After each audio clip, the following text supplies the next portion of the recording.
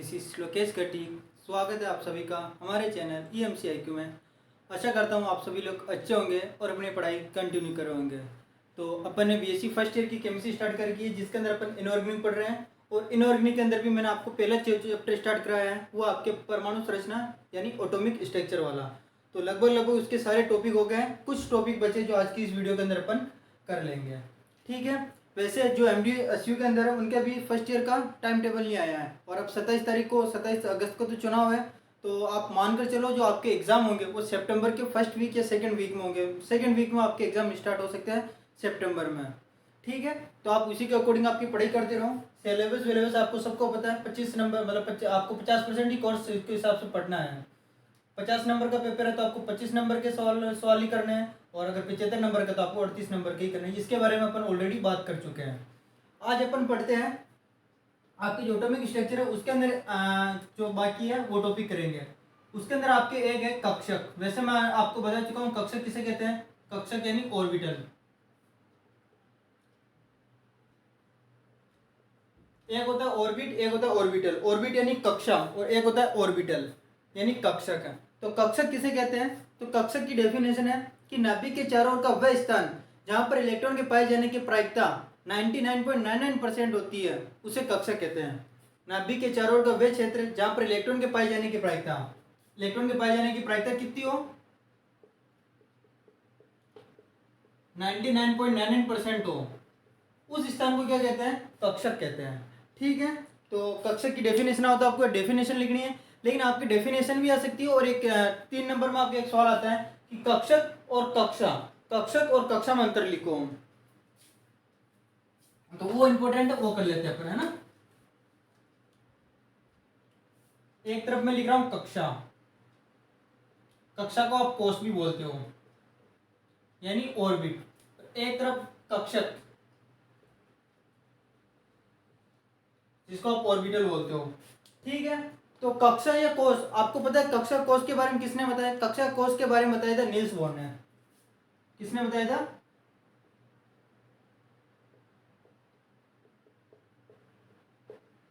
Niels Bohr ने बताया।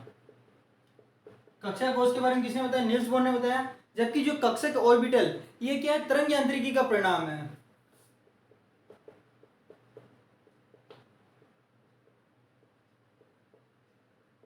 तरंग यांत्रिकी का परिणाम है। मतलब क्या है कि तरंग यांत्रिकी के अंदर यानी क्वांटम मैकेनिक्स पढ़ते हो, उसके अनुसार जब उसको पढ़ा जाता है, जैसे आपने श्रोडिंगर समीकरण पढ़ी है, तो अब उसके अंदर कक्षक की बात आती है ना। फिर अपन बात करते हैं कक्षा क्या होती है। कक्षा अपन बात करते हैं KLMN, ये क्या होती है? आपकी कक्षा होती है। और कक्षक क्या होते हैं? कक्षक SPDF, ये आपकी क्या होते हैं? कक्षक होते हैं।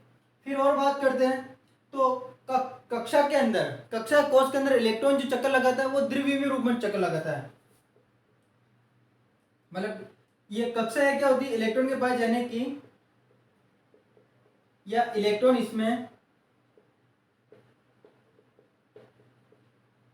द्विविमीय यानी 2D के रूप में चक्कर लगाता है।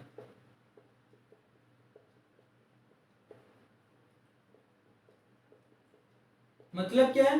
मतलब यह है कि इलेक्ट्रॉन जो होता है नाभिक के चारों चक्कर लगाता है, तो वो उसके लिए दो ही दिशा होती है, 2D के अंदर होता है, 2 डायमेंशनल यानी x और y दिशा। और जबकि जो कक्षक है ये क्या होता है? ये इलेक्ट्रॉन के पास जाने की त्रिविमीय व्यवस्था, त्रिविमीय वाक्य करता है, त्रिविमीय स्थान है यानी 3D है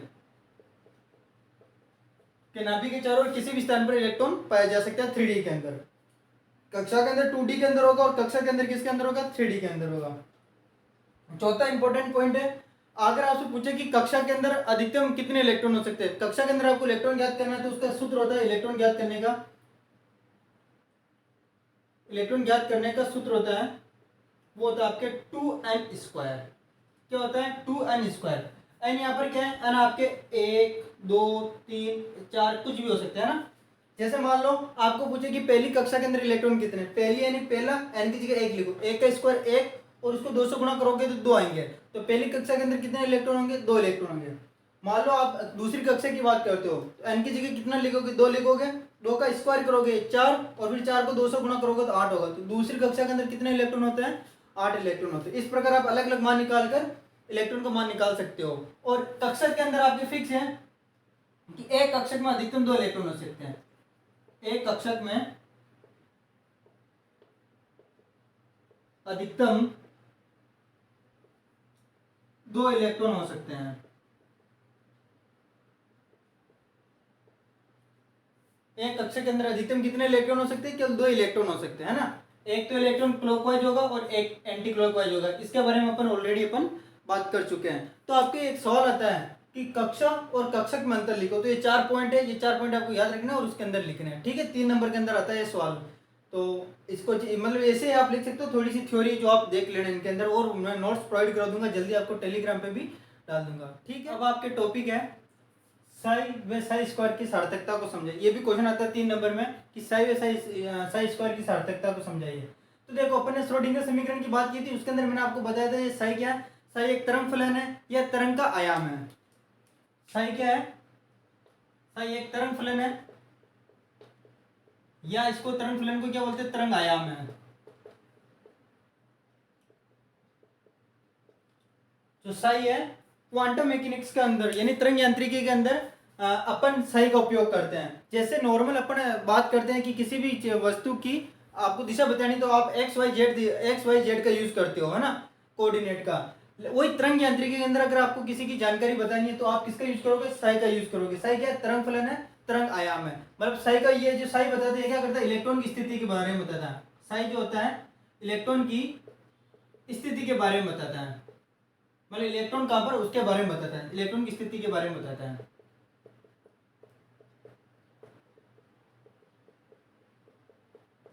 और जैसे कोऑर्डिनेट एक्स वाई जेड वो प्लस और माइनस दोनों के अंदर हो सकते हैं, उसी प्रकार जो ये आपके साई है ये भी क्या हो सकता है? साई प्लस भी हो सकता है और माइनस भी हो सकता है। ये धनात्मक और ऋणात्मक दोनों हो सकता है।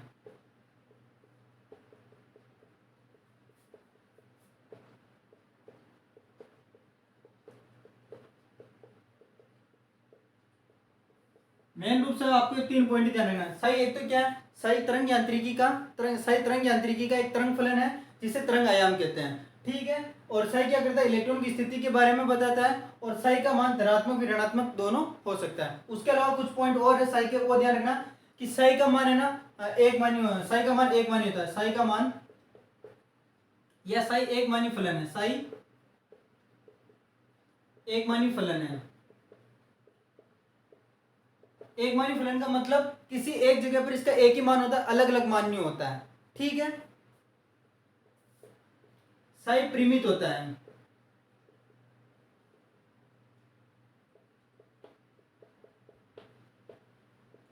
साई परिमित होता है, इसका मतलब परिमित का अनंत नहीं होता है, साई का कुछ ना कुछ मान होता है। और साई क्या होता है? सतत होता है। तो ये पॉइंट आपको ध्यान रखना है साई के बारे में कि साई क्या एक तरंग फलन है, या और सही लिखना चाहते हो तो साई तरंग यांत्रिकी में साई एक तरंग फलन है जिसे तरंग आयाम कहते हैं। ये इलेक्ट्रॉन की स्थिति के बारे में बताता है। ये धनात्मक ऋणात्मक दोनों हो सकता है। साई एक मानी फलन होता है, साई परिमित होता है और साई सतत होता है। ध्यान रखना, आप अगर कुछ भी याद रखना तो ये 3 पॉइंट, अगर साई हो ना तो ये 3 पॉइंट आपसे अगर नहीं भी पूछ रखे ना तो भी 3 पॉइंट लिखना है कि साई एक मानी फलन है, साई परिमित होता है और साई सतत होता है। ये 3 पॉइंट आपको लिखना है, ठीक है। ये तो हो गया साई के बारे में। अब अपन बात करते हैं साई स्क्वायर के बारे में। तो साई स्क्वायर कुछ नहीं है, जो मैंने आपको कक्षक की परिभाषा बताई वही साई स्क्वायर की परिभाषा है।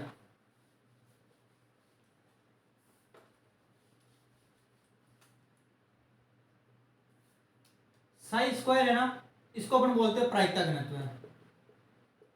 इसे क्या कहा जाता है? प्रायिकता घनत्व कहा जाता है साई स्क्वायर को। प्रायिकता घनत्व का मतलब होता है कि नाभिक के चारों ओर का वह क्षेत्र जहां पर इलेक्ट्रॉन के पाए जाने की प्रायिकता अधिकतम होती है उसे कक्षक कहते हैं, और उसे क्या कहते हैं? प्रायिकता घनत्व कहते हैं, जिसे साई स्क्वायर से दर्शाते हैं, ठीक है। तो साई स्क्वायर और कक्षक एक ही, मतलब डेफिनेशन दोनों की एक ही कि नाभिक के चारों ओर का वह क्षेत्र जहां पर इलेक्ट्रॉन के पाए जाने की प्रायिकता अधिकतम होती है उसे प्रायिकता घनत्व कहते हैं। इसे साई स्क्वायर से दर्शाते हैं, ठीक है। और ध्यान रखना, साई का मान है ना, साई का मान क्या होता है? जैसे जैसे नाभिक से दूरी बढ़ती जाती है, जैसे ये नाभिक है और यहाँ पर इलेक्ट्रॉन है, इनके बीच की दूरी अभी कम है। ये नाभिक है और ये इलेक्ट्रॉन है, इनके बीच की दूरी अभी कम है, ठीक है। लेकिन जैसे जैसे इनके बीच की दूरी बढ़ती जाती है, नाभिक और इलेक्ट्रॉन के बीच की दूरी बढ़ती जाती है तो साई स्क्वायर का मान ध्यान रखना कम होता जाता है। साई स्क्वायर का मान क्या होता जाता है? कम होता जाता है। तो आपको बस ये ध्यान रखना है कि साई स्क्वायर के बारे में क्या लिखोगे कि साई स्क्वायर क्या है? नाभिक के चारों ओर का वह क्षेत्र जहाँ पर इलेक्ट्रॉन के पाए जाने की प्रायिकता अधिकतम होती है उसे प्रायिकता घनत्व कहते हैं। इसे साई स्क्वायर से दर्शाते हैं। और साई स्क्वायर का मान नाभिक से दूर जाने पर घटता है। साई स्क्वायर का मान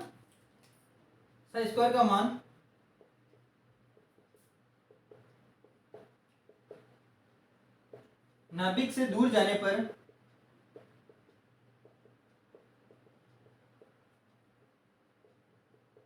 घटता जाता है। बट एक बार जानना, शून्य नहीं होता है ना, जीरो नहीं होगा। इलेक्ट्रॉन के पाए जाने की कुछ ना कुछ प्रायिकता तो होगी, जीरो बिल्कुल नहीं होगा। ठीक है, तो ये आपको साई स्क्वायर के बारे में ध्यान रखना है। तो अगर आपके प्रायिकता घनत्व का मतलब साई और साई स्क्वायर का आवे तो आपको क्या इतना से लिखना है। टॉपिक आता है कि त्रिज्यीय तरंग फलन और कोणीय तरंग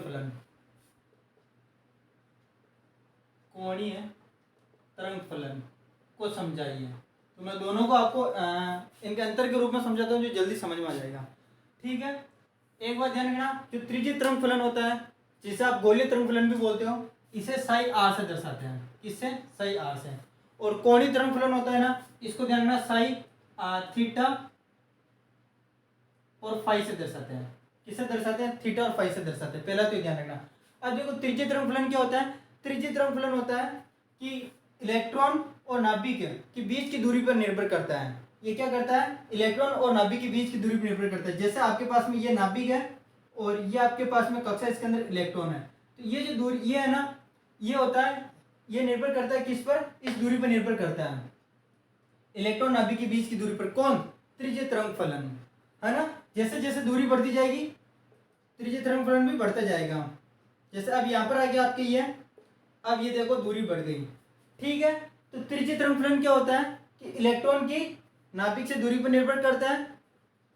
मैं लिख देता हूं इसको कि त्रिज्यीय तरंग फलन क्या करता है, यह इलेक्ट्रॉन की नाभिक से दूरी पर निर्भर करता है। पहला तो पॉइंट। दूसरा पॉइंट देखो, जैसे जैसे इसका मान बढ़ेगा, इलेक्ट्रॉन नाभिक के बीच की दूरी का मान बढ़ेगा तो परमाणु का आकार भी बढ़ेगा, साइज बढ़ती जाएगी। तो ये क्या बताता है? ये बताता है परमाणु के आकार के बारे में बताता है। ये आकार के बारे में बताता है, जो भी आपके परमाणु उसके आकार के बारे में बताता है। ठीक है, फिर पॉइंट ध्यान रखना इसके अंदर कि जो त्रिज्यीय तरंग फलन होता है ना, दो क्वांटम संख्या, अपने 4 क्वांटम संख्या पढ़ी थी, उनमें से ये मुख्य क्वांटम संख्या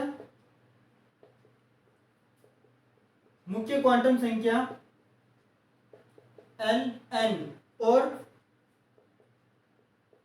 द्विगंशीय क्वांटम संख्या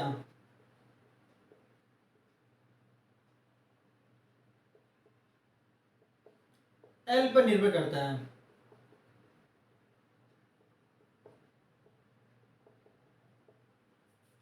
ठीक है, ये तो आ गया आपके त्रिज्यीय तरंग फलन। ऐसा नहीं कि ये ऐसे मतलब आपके ये अंतर करने का, तो आपको क्या लगेगा जैसे त्रिज्यीय तरंग फलन आ गया तो इसके अंदर ऐसे 3 पॉइंट करके लिखना है कि त्रिज्यीय तरंग फलन को साई आर से दर्शाते हैं। ये क्या करता है? नाभिक और इलेक्ट्रॉन के बीच की दूरी पर निर्भर करता है। जैसे जैसे दूरी बढ़ती जाती है नाभिक का आकार बढ़ता जाता है, अतः आकार के बारे में, परमाणु का आकार बढ़ता जाता है, अतः आकार के बारे में बताता है। और ध्यान रखना कि त्रिज्यीय जो तरंग फलन है ना, वो मुख्य क्वांटम संख्या n और द्विगंशीय क्वांटम संख्या L पर निर्भर करता है। ये 3 पॉइंट इसके अंदर ध्यान रखना है। ठीक है, कोणीय तरंग फलन की बात करते हैं। कोणीय तरंग फलन क्या होता है? इसे किसे दर्शाते हैं? साई, थीटा और फाई से। ये क्या करता है? ये ध्यान रखना, दूरी नाभिक और इलेक्ट्रॉन के बीच की दूरी पर निर्भर नहीं करता है। ये किस पर निर्भर करता है? ये दिशा पर निर्भर करता है। ये तो दूरी पर निर्भर कर रहा था, ये किस पर निर्भर करेगा? दिशा पर निर्भर करेगा। इलेक्ट्रॉन की नाभिक और इलेक्ट्रॉन के बीच की दिशा पर निर्भर करता है, दिशा पर निर्भर करता है। कैसे? जो देखो, जैसे ये आपके नाभिक है, ठीक है, ये नाभिक है, मान लो ये इसकी त्रिज्या हो गई और इलेक्ट्रॉन अभी यहाँ पर है। पहले यहाँ पर था, यहाँ से गति कर यहाँ पर आ गया इलेक्ट्रॉन। इसकी अगर अपन दिशा में बात करें, ये जो कोण बना, ये वाला कोण, ये थीटा कोण हो गया।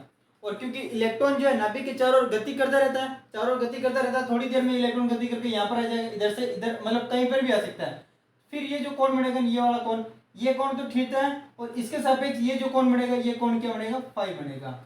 तो कोणीय तरंग फलन किस पर निर्भर करेगा, दिशा पर निर्भर करेगा कि किस दिशा में गति करा है। तो एक तो जैसे इनके पहले जो कोण बनता है वो थीटा है, और उसके बाद में इसके सापेक्ष जो कोण बनता है उससे किसे दर्शाते हैं, फाई से दर्शाते हैं। इसलिए कोणीय तरंग फलन को किसे दर्शाते हैं, साई, थीटा और फाई से दर्शाते हैं। ठीक है, वैसे ये आपको कम समझ में आ रहा होगा, तो आप इनको याद कर लेना, वो सही रहेगा, है ना। तो ये किस पर निर्भर करता है, ये नाभिक और इलेक्ट्रॉन के बीच दिशा पर निर्भर करता है। इसलिए आप लिख देना नाभिक और इलेक्ट्रॉन के बीच दिशा पर निर्भर करता है। और ध्यान रखना, ये किसके आकार के बारे में बताता है, त्रिज्यीय तरंग फलन किसके आकार के बारे में बताता है, परमाणु के बारे में। और कोणीय तरंग फलन कक्षक की आकृति के बारे में बताता है, कक्षक की आकृति के बारे में,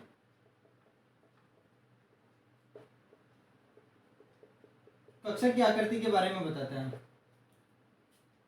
ये तो परमाणु आकार के बारे में, और ये कक्षक की आकृति के बारे में बताता है। और यहाँ पर ये मुख्य क्वांटम संख्या n और द्विगंशीय क्वांटम संख्या l पर निर्भर कर रहा है। ध्यान रखना, ये जो होता है ना, ये है द्विगंशीय क्वांटम संख्या, क्वांटम संख्या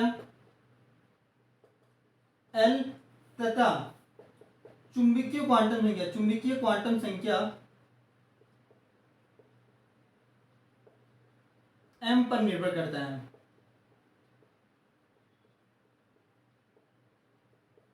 ये आपको पॉइंट ध्यान रखना है, तीन पॉइंट दोनों के अंदर ध्यान रख लेना, आपके काम हो जाएगा इनसे। ठीक है, त्रिज्यीय तरंग फलन को साई आर से दर्शाते हैं, और कोणीय तरंग फलन को साई आर थीटा दर्शाते हैं। इसलिए जो साई होता है ना, साई, ध्यान रखना, साई को ना सम्मिलित रूप से इस तरह से लिखना, बुक के अंदर आप देखोगे तो साई बराबर इस तरह से लिखा होगा, psi r dot psi theta phi.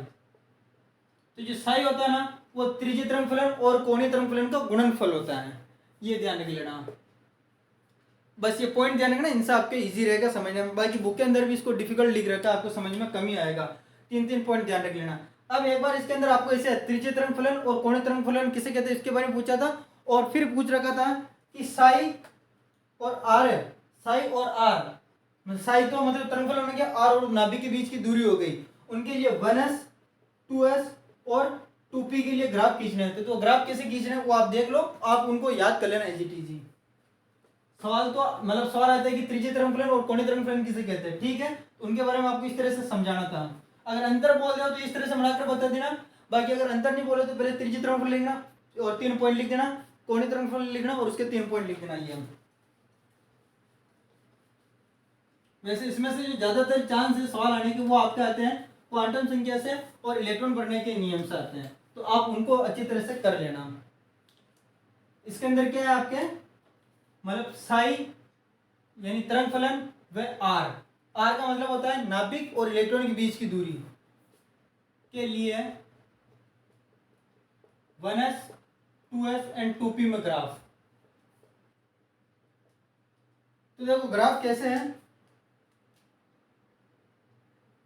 इधर साई इधर आर। पहले अपन बात करते हैं 1s के लिए, तो 1s के लिए जो ग्राफ बनता है वो इस तरह से बनता है, इस तरह से। ध्यान रखना ये एकदम टच नहीं हुआ ना, इसके समानांतर चलता है। तो साई और आर के लिए ग्राफ कैसे बनता है, इस तरह से बनता है। ये 1s के लिए है, 2s के लिए ग्राफ बनता है कुछ इस तरह से है। साई और आर के बीच में ग्राफ बनेगा कुछ इस तरह से है। ये साई और आर के बीच में ग्राफ है। ध्यान रखना यहाँ पर क्या हो रहा है, ये जो ग्राफ है इस जगह पर टच हो रहा है, तो यहाँ पर ये जो जगह है ना इसको अपन बोलते हैं नोड बोलते हैं, नोड। अब नोड किसे कहते हैं, तो किसी नाभिक का वह स्थान जहां पर इलेक्ट्रॉन के पाए जाने की प्रायिकता शून्य होती है। नोड क्या होता है, जहां पर इलेक्ट्रॉन के पाए जाने की प्रायिकता क्या होती है, शून्य होती है, उसे नोड कहते हैं। मतलब 2s में एक स्थान ऐसा होगा जहां पर इलेक्ट्रॉन बिल्कुल नहीं पाए जाएंगे, उसे नोड कहेंगे, ठीक है। और 1s 2s और 2p के लिए ग्राफ बनता कुछ इस तरह से है।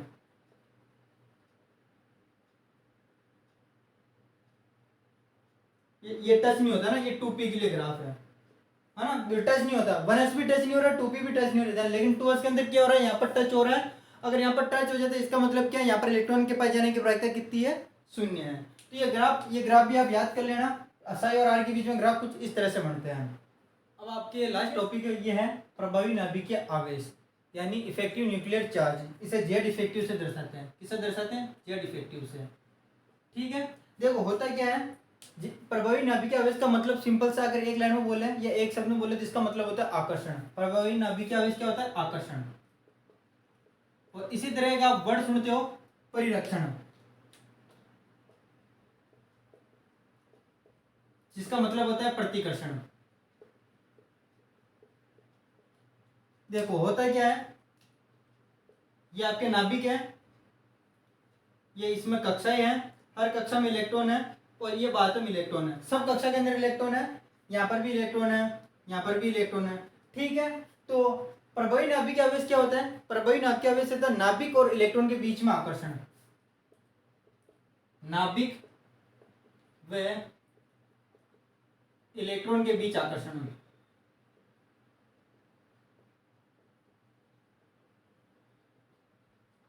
नाभिक और इलेक्ट्रॉन के बीच में जो आकर्षण होता है उसे नाभिकीय आवेश बोलते हैं। मतलब जैसे ये नाभिक है, इस नाभिक का इस नाभिक, ये इलेक्ट्रॉन इसके बीच में जो आकर्षण होगा, ये नाभिक है, इसका इस इलेक्ट्रॉन के बीच में जो आकर्षण होगा, और ये नाभिक और लास्ट वाले इलेक्ट्रॉन के बीच में जो आकर्षण होगा, जो आकर्षण बल लगता है, उसे अपन क्या कहते हैं? नाभिकीय आवेश कहते हैं। ठीक है, तो नाभिकीय आवेश का सिंपल सा मतलब है नाभिक और इलेक्ट्रॉन के बीच में आकर्षण। नाभिक के अंदर क्या, नाभिक और इलेक्ट्रॉन के बीच में आकर्षण क्यों होता है? क्योंकि इलेक्ट्रॉन पर चार्ज क्या है? माइनस चार्ज है। और जो नाभिक होता है, नाभिक के अंदर प्रोटॉन पाए जाते हैं, प्रोटॉन के ऊपर प्लस चार्ज होता है, और तो जो विपरीत चार्ज होता है पॉजिटिव नेगेटिव, वो एक दूसरे को क्या करते हैं? आकर्षित करते हैं। ठीक है, तो प्रभावी नाभिकीय आवेश समझ में आ गया आपको कि नाभिक और इलेक्ट्रॉन के बीच में जो आकर्षण लगता है उसे नाभिकीय आवेश कहते हैं। दूसरा आपके परिरक्षण। परिरक्षण क्या होता है? परिरक्षण का होता है प्रतिकर्षण। प्रतिकर्षण देखो, ये जो ये आपके नाभिक है, ये इसके अंदर कक्षाएं हैं। अब देखो मान लो यहाँ पर इलेक्ट्रॉन है और यहाँ पर इलेक्ट्रॉन है, यहाँ पर भी इलेक्ट्रॉन है। तो इलेक्ट्रॉन के ऊपर कौन सा चार्ज है? Minus charge. इस इलेक्ट्रॉन के ऊपर कौन सा चार्ज है? Minus charge. और जो माइनस चार्ज होता है, एक ही प्रकृति के जो चार्ज होते हैं एक दूसरे को प्रतिकर्षित करते हैं। मतलब इलेक्ट्रॉन एक दूसरे को क्या करेंगे? ये इलेक्ट्रॉन एक दूसरे को क्या करेंगे? प्रतिकर्षित करेंगे। ये इलेक्ट्रॉन क्या करेंगे? प्रतिकर्षित करेंगे। ठीक है, तो इलेक्ट्रॉन एक दूसरे को प्रतिकर्षित करते हैं। इस प्रतिकर्षण को क्या बोलते हैं? परिरक्षण बोलते हैं। और इलेक्ट्रॉन और नाभिक एक दूसरे को आकर्षित करते हैं, इस आकर्षण को क्या बोलते हैं? प्रभावी नाभिकीय आवेश बोलते हैं। ठीक है, तो अब देखो प्रभावी नाभिकीय आवेश क्या होता है? प्रभावी नाभिकीय आवेश होता है कि ये जो बाहर वाला इलेक्ट्रॉन है और ये जो नाभिक है, इसके बीच में एक्चुअल में कितना नाभिकीय आवेश लग रहा है। मतलब इलेक्ट्रॉनों के प्रतिकर्षण लोड लग रहा है एक वो, और इसके बाद में इस पर कितना आकर्षण लग रहा है। पहले तो इलेक्ट्रॉनों के प्रतिकर्षण कितना लग रहा है, और उसके बाद में एक्चुअल में ये कितना आकर्षण बल अनुभव करना है, उसी को बोला जाता है प्रभावी नाभिकीय आवेश। नाभिकीय आवेश बोलो, प्रभावी नाभिकीय आवेश बोलो, एक ही बात है। तो नाभिकीय प्रभावी नाभिकीय आवेश की परिभाषा क्या हो जाएगी? प्रभावी नाभिकीय आवेश की परिभाषा हो जाएगी कि एक इलेक्ट्रॉन वास्तव में जितना नाभिकीय आवेश अनुभव करता है उसे प्रभावी नाभिकीय आवेश कहते हैं। परिभाषा वापिस सुनना, एक इलेक्ट्रॉन वास्तव में जितना नाभिकीय आवेश अनुभव करता है उसे प्रभावी नाभिकीय आवेश कहते हैं, है ना। क्योंकि यहाँ पर क्या होता है, नाभिक और इलेक्ट्रॉन के बीच में तो आकर्षण हो रहा है, लेकिन इलेक्ट्रॉन के बीच में प्रतिकर्षण होता है। उसको हटाकर उसके नाभिक और इलेक्ट्रॉन के बीच में कितना आकर्षण हो रहा है उसे बोला जाता है प्रभावी नाभिकीय आवेश। ठीक है, ध्यान रखना, जो परिरक्षण होता है ना, परिरक्षण को एक को नाम से जाना जाता है। परिरक्षण को बोला जाता है आवरण स्थिरांक। आवरण स्थिरांक जिसे एस से दर्शाते हैं। तो एक सूत्र है प्रभावी नाभिकीय आवेश निकालने का, एक सूत्र वो है Z effective is equal to Z minus S. Z effective, मान लो आपको प्रभावी नाभिकीय आवेश निकालना, आपके इसमें सवाल भी आ जाता है, जेड इफेक्टिव निकालना, तो वो होता है जेड माइनस एस। तो यहाँ पर जेड इफेक्टिव तो क्या है? प्रभावी नाभिकीय आवेश है। जेड क्या है? परमाणु क्रमांक है। क्या है? परमाणु क्रमांक है। परमाणु क्रमांक का मतलब कोई भी, जैसे परमाणु कितने नंबर पर, हाइड्रोजन का 1 है, हीलियम का 2 है, ऑक्सीजन का कितना 8 है, कार्बन का 6 है, नाइट्रोजन का 7, ये इसका परमाणु क्रमांक कितने आवर्त सारणी में कितने नंबर पर आते हैं। और एस होता है आपके आवरण स्थिरांक बोल दो या उसको परिरक्षण बोल दो, एक ही बात है। तो मान लो आपको नाइट्रोजन दे रखा है ना, आपके सवाल भी आता है कि नाइट्रोजन का प्रभावी नाभिकीय आवेश ज्ञात करो। तो नाइट्रोजन दे रखा है, आपसे पूछे नाइट्रोजन का प्रभावी नाभिकीय आवेश ज्ञात करो, तो ये सूत्र यूज करना है। कैसे ज्ञात करोगे? देखो नाइट्रोजन का परमाणु क्रमांक कितना होता है? 7 होता है, तो जेड इजिकल टू तो 7 हो गया। अब अगर आपको इस एस की वैल्यू पता चल जाए, आवरण स्थिरांक या परिरक्षण की वैल्यू पता चल जाए, तो आप जेड इफेक्टिव ज्ञात कर सकते हो। तो एस का मान कैसे ज्ञात करें? एस का मान ज्ञात करने के लिए एक वैज्ञानिक थे स्लेटर, उन्होंने नियम दिए थे, वो नियम बता देता हूँ, फिर मैं आपको नाइट्रोजन को करके बताता हूँ कि नाइट्रोजन का कैसे एस निकाला जाता है और उसके बाद में कैसे इसका जेड इफेक्टिव निकाला जाता है। देखो स्लेटर के नियम को समझने से पहले उसके कुछ पॉइंट्स है वो समझ लो। स्लेटर के नियम के अंदर पॉइंट है कि जैसे एस और पी जो एस और पी कक्षा के अंदर जो इलेक्ट्रॉन होते हैं ना, उनका आवरण कैसे निकाले हैं। तो जो आपको कक्षक दे रखा होगा, मतलब अभी आपको समझ में वो समझना है कि एन कक्षक के प्रत्येक इलेक्ट्रॉन का आवरण कितना होगा 0.35। उसके अंदर n-1 मतलब उससे एक कम करेंगे तो उसके अंदर अगर कोई इलेक्ट्रॉन होता है उसका आवरण 0.85 होगा, 0.85। और उसके भी अंदर होगा, मतलब n-2 कक्षक में प्रत्येक इलेक्ट्रॉन का आवरण कितना होगा 1.0 होगा। कुछ समझ में नहीं आया। अब इसको अपन नाइट्रोजन के एग्जाम्पल से करते हैं, आपको समझ में आ जाएगा। नाइट्रोजन आपका आएगा कि नाइट्रोजन का जेड इफेक्टिव ज्ञात करो। तो जेड इफेक्टिव ज्ञात करने के लिए पहले आपको एस ज्ञात करना पड़ेगा, एस ज्ञात करना पड़ेगा आवरण स्थिरांक। तो कैसे ज्ञात करेंगे देखो, तो सबसे पहले आप नाइट्रोजन कितने नंबर पर आता है 7 नंबर पर आता है। इलेक्ट्रॉनिक विन्यास लिखो 1s2 2s2 एंड 2p3। ये इसका क्या होता है इलेक्ट्रॉनिक विन्यास होता है। अब देखो आवरण स्थिरांक किस पर ज्ञात करना है, जो सबसे बातम कोष का इलेक्ट्रॉन होता है ना उस पर आवरण स्थिरांक ज्ञात किया जाता है। सबसे बातम कोष का मतलब देखो ये नाभिक, उसके बाद में देखो ये 1s है, ये 1s है। 1s के अंदर कितने इलेक्ट्रॉन है 2 इलेक्ट्रॉन है, 2 इलेक्ट्रॉन। फिर ये 2 है, 2 के अंदर देखो दोनों है ना, 2 के अंदर टोटल कितने इलेक्ट्रॉन है 5 इलेक्ट्रॉन है। तो 1 2 3 4 और ये 5 पांचवा इलेक्ट्रॉन। तो ये पांचवें इलेक्ट्रॉन है, कौन सा भी ले लो, इन पांचों में से कौन सा भी इलेक्ट्रॉन, इस पांचवें इलेक्ट्रॉन पर आपको क्या ज्ञात करना है आवरण स्थिरांक ज्ञात करना है, केवल पांचवें इलेक्ट्रॉन पर। अब आवरण का मतलब क्या होता है प्रतिकर्षण होता है। इस एक इलेक्ट्रॉन को कौन कौन प्रतिकर्षित करेगा, इस इलेक्ट्रॉन बाहर वाले पांचवें इलेक्ट्रॉन को कौन कौन प्रतिकर्षित करेगा। तो देखो 4 इलेक्ट्रॉन तो यही हो गए, ये इसको प्रतिकर्षित करेंगे और फिर ये 2 वाले इलेक्ट्रॉन इसको क्या करेंगे प्रतिकर्षित करेंगे। प्रतिकर्षण का मतलब ये होता है आवरण स्थिरांक या फिर परिरक्षण। तो आपको क्या ज्ञात करना पड़ेगा कि टोटल 7 इलेक्ट्रॉन है, 7 में से कितने इलेक्ट्रॉन इसको प्रतिकर्षित करे, देखो कितने 1 2 3 4 5 6, मतलब 6 इलेक्ट्रॉन कितने को प्रतिकर्षित करे, एक को प्रतिकर्षित करे। तो अब इसको अपन आवरण स्थिरांक कैसे ज्ञात करेंगे, तो उसी कोष यानी n कक्षक के लिए प्रत्येक इलेक्ट्रॉन का आवरण स्थिरांक कितना होता है 0.35। अब यहाँ पर n का मतलब कितना है, n का मतलब यहाँ पर पहले 2 है, यहाँ पर n = 2 है, यहाँ पर n = 1 है, और आगे अगर होता है तो n = 3 हो जाता है। तो n = 2 के लिए प्रत्येक इलेक्ट्रॉन का आवरण 0.35। अब इसके अंदर इलेक्ट्रॉन कितने टोटल, यहाँ पर अगर आप देखोगे इलेक्ट्रॉन मतलब n में लिख देता हूं n कक्षक के लिए, n कक्षक के लिए आवरण n कक्षक, यहाँ पर n = कितना 2 है, तो यहाँ पर मैं लिख रहा हूँ n = 2, आगे लिख रहा हूँ n = 2 कक्षक के लिए आवरण कितना हो गया 2। अब इसके अंदर इलेक्ट्रॉन कितने, देखो इलेक्ट्रॉन कितने 5 इलेक्ट्रॉन है, लेकिन पांचों इलेक्ट्रॉन नहीं लेना, अपन कितने लेंगे 4 इलेक्ट्रॉन नहीं लेंगे, क्योंकि पांचों इलेक्ट्रॉन पर तो अपन को आवरण निकालना है।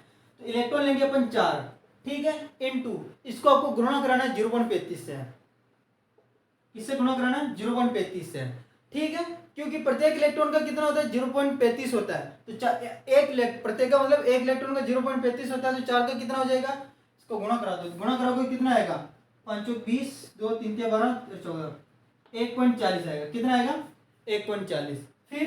फिर ये पॉइंट तो हो गया। अब इसके बाद में उसके अंदर यानी n-1 करो, तो n-1 n से पहले 2 से पहले क्या रहा 1 आ रहा है, यहाँ पर n = 1 कक्षक के लिए आवरण है।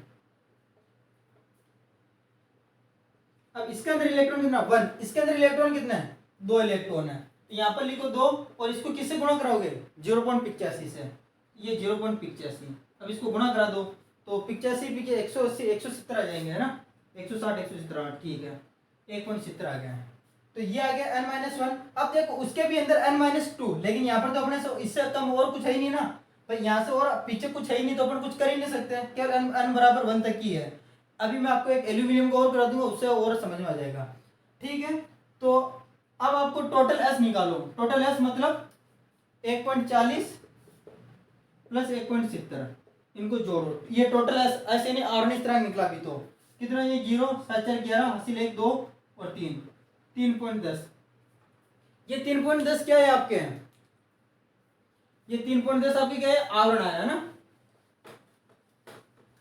अब देखो आपको जो मेन सवाल था जेड इफेक्टिव निकालना है, Z effective Z minus S, Z कितना था जेड 7 था, नाइट्रोजन के लिए जेड 7 होता है, माइनस एस 3.10, ठीक है। अब 7 में से 3.10 को घटाओ तो 0.90, और ये 6 में से 3 के तो 3, तो नाइट्रोजन के लिए जेड इफेक्टिव कितना होता है? 3.90 होता है। नाइट्रोजन के लिए जेड इफेक्टिव कितना होता है? 3.90 होता है। ठीक है, थोड़ा कम समझ में आया है। अब एक अपन एल्यूमिनियम वाला और कर लेते हैं जिससे वो आपको ज्यादा समझ में आए। एल्यूमिनियम के लिए ठीक है, एल्यूमिनियम कितने नंबर पर आता है? 13 नंबर पर। इलेक्ट्रॉनिक विन्यास क्या होगा? 1s2 2s2 2p6 3s2 and 3p1। ठीक है, इसके इलेक्ट्रॉनिक विन्यास है। तो देखो इसके अंदर अपन को क्या बातम कोष के इलेक्ट्रॉन पर क्या निकालना? आवरण निकालना। बातम कोष का इलेक्ट्रॉन क्या? ये वाला बातम कोष का इलेक्ट्रॉन है। ठीक है, मतलब ये जो इलेक्ट्रॉन है, ये सारे इलेक्ट्रॉन ये इस पर क्या करेंगे? प्रतिकर्षण करेंगे, वो अपन को निकालना है। तो सबसे पहले अपन बात करते हैं एन कक्षक में प्रत्येक इलेक्ट्रॉन का आवरण, है ना। तो एन कक्षक के लिए एन इजिकल टू, यहाँ पर एन इजिकल टू कितना है? एन इजिकल टू, तीसरे कक्षक की बात हो रही तो तीसरे कक्षक के लिए आवरण। ठीक है, आवरण का मतलब अब कितने इलेक्ट्रॉन, कितने तीसरे कक्षक के अंदर कितने इलेक्ट्रॉन है? वैसे तो अगर आप देखोगे तो 2 और 1 3 है, लेकिन इस पर तो अपन को आवरण निकालना है, इसलिए ये इलेक्ट्रॉन आपको काउंट नहीं करना है। एक इलेक्ट्रॉन आपको काउंट नहीं करना है। आपको कितने काउंट करने पड़ेंगे? केवल ये काउंट करने पड़ेंगे, 2 वाला। ठीक है, क्योंकि यहाँ पर n इक्वल टू 3 है, यहाँ पर n इक्वल टू 2 है, और यहाँ पर n इक्वल टू क्या? 1 है। तो पहले 3 की बात कर लेते हैं। तो यहाँ पर इलेक्ट्रॉन कितने हैं? 2 इलेक्ट्रॉन है।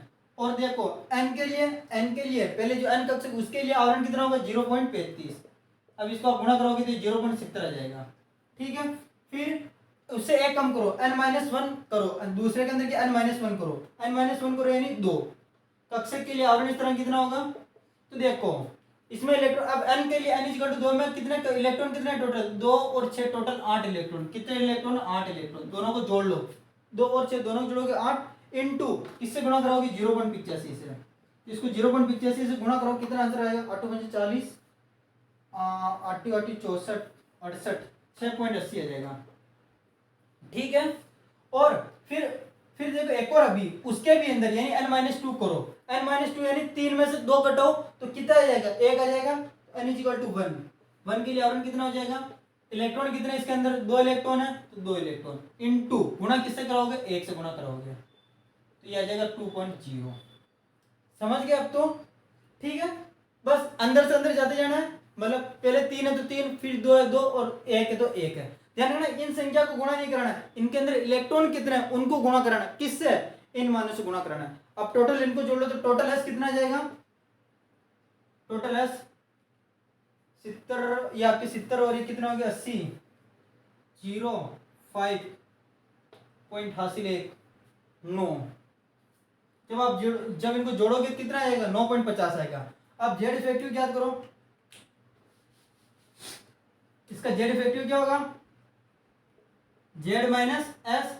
जेड कितने नंबर पर है? 13 नंबर पर, माइनस एस कितना है? 9.50। तो ये आपके कितना हो जाएगा? 0.50 ही है ना ये? हाँ 50, ठीक है। ये आपके कितना हो जाएगा? 50, और 12 में से 9 गए तो 3.50 आएंगे।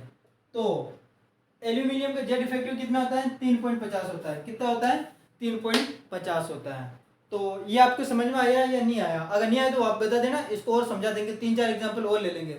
वैसे तो अभी तक तो इससे रिलेटेड सवाल शायद तक नहीं पूछा गया, शायद एक बार पूछा गया था, डायरेक्ट मान याद रखना था उसके अंदर। तो इसका नाइट्रोजन के पूछा गया था ना, तो उसके डायरेक्ट मान याद रख लेना 1 नंबर के अंदर, बाकी इतना डिटेल में नहीं पूछा गया है।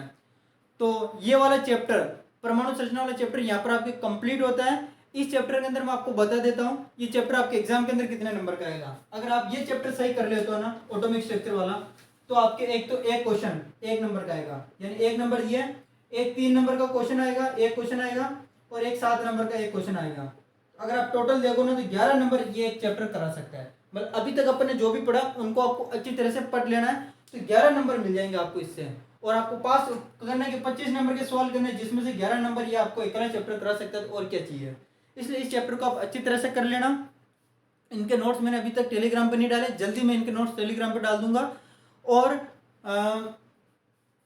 अब अपन क्या करेंगे, पहले मैं सोच रहा था कि आपको यूनिट्स पूरी कराऊं, लेकिन अब मैं सोच रहा हूँ कि आपको इंपॉर्टेंट जो क्वेश्चन है वो कराऊं, जिससे आपका टाइम भी बचे और आपको 25 नंबर का सवाल भी हो जाए। क्योंकि यूनिट कराने में क्या होता है, यूनिट के अंदर आपको पूरा का पूरा चैप्टर कराना पड़ता है, जो इंपॉर्टेंट टॉपिक नहीं हो तो वो भी कराने पड़ते हैं। इसलिए अब मैं क्या करूँगा, केवल आपको इंपॉर्टेंट टॉपिक करा दूंगा, जिनसे आपके 25 नंबर के सवाल आराम से हो जाएंगे।